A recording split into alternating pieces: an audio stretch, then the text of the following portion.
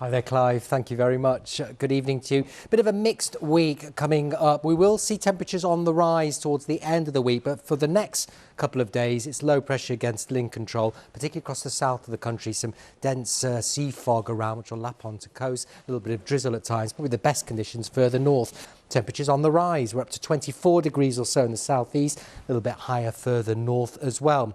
And then for the latter part of the week, it looks like it will turn drier and warmer with increasing amounts of sunshine, feeling quite humid too, as we draw up this warmth from France and Spain. So we could be up to the high 20s across some central, southern and eastern areas, even up to around the mid-20s there for western Scotland, but always still quite cool and breezy for the northern Isles.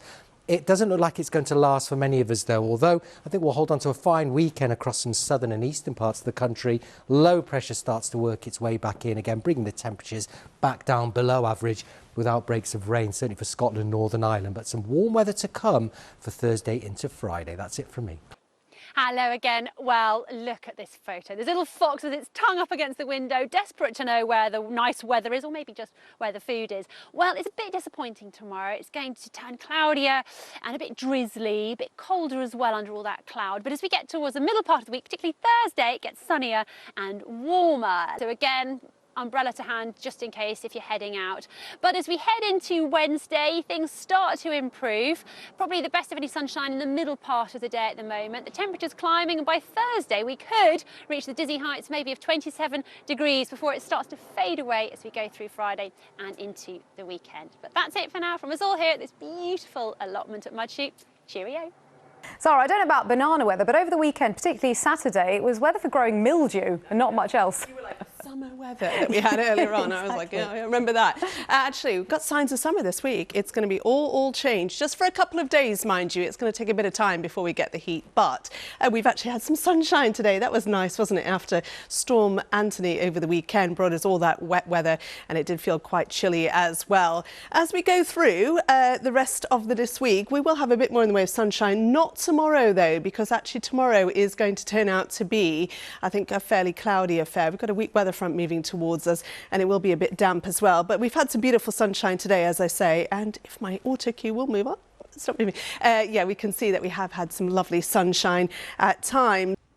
Hello there. Temperatures are set to rise over the next few days. There's a drier and warmer spell of weather on the way, although it may not last all that long. Where we do have the warmth and indeed some humidity, well, it won't last all that long, because by Friday we see this cold front pushing its way eastwards, outbreaks of rain with that, and behind it we change the wind direction. The wind's coming back in off the Atlantic, so it will start to feel cooler again as we head into the weekends. After a somewhat stormy start to the month, and Alex, so after, what was it called? Storm Anthony? Storm Anthony, actually. Yeah, wasn't very summery at all. Is it No, going to get better at all for the rest of the month? But on the plus side, it's an A, so that was our first named storm of the season, albeit quite late in the season.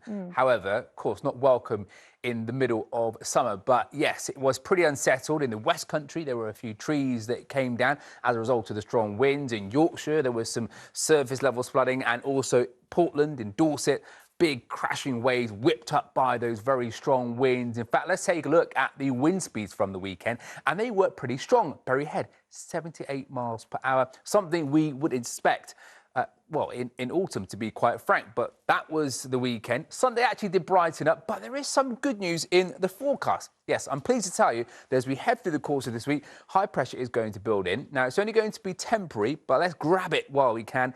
It is going to be staying pretty settled for Thursday and Friday. Let's take a look at the kinds of temperatures that we're expecting.